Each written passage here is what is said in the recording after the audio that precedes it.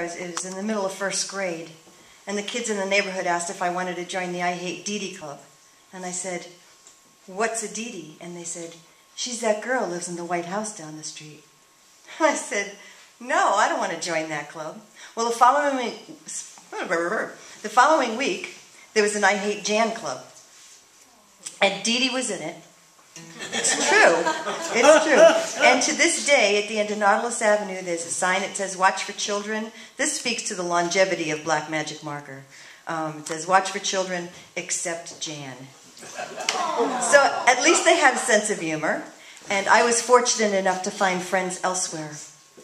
I was almost 7 and my sister was 8 that January we moved into Seagate. And my dad thought he'd found us the perfect place. He could go on the road and leave us somewhere safe. And there was so much then I didn't understand. The cyclone fence around us, barbed wire 3-strand. We were a showbiz family, and we were poor. Still our color had opened up that door. And that door was closed to my best friend.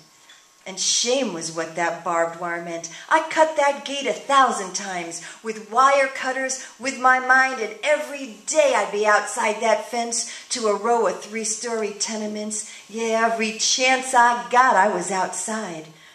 But I walked back through that gate to my bed every night. Outside, how that street welcomed me. Oh, but inside. Well, the kids inside, they didn't like me, because when I found Dickie tied up, I'd always set him free. And that was fun to them. They say kids can be so cruel. Lure him, tie him to a tree, that sweet, trusting fool. Or the girls would circle in the street with a transistor radio, taking turns in the center, putting on a show, and they'd say, "Come on, Dickie, dance with me over here." And when he'd bashfully approach, they'd all laugh and disappear. Inside.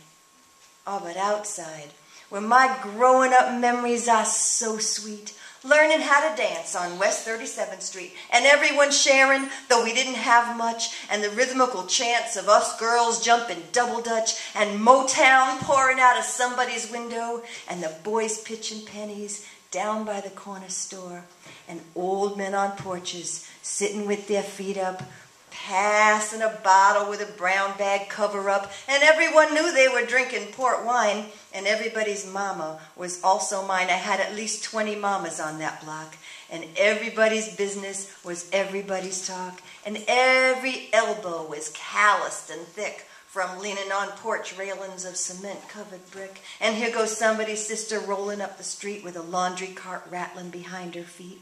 Outside. Oh, but inside. Well, they had living rooms that nobody lived in, pianos that never got played that were just sitting. Fathers working day jobs, mothers at home, kids with their own rooms and their own telephones, and the girls, they wouldn't play with me. I had all the wrong clothes. They'd play beauty pageant and stand around and pose, or sit around deciding the next one to snub, the next scapegoat in their little hate club. Inside.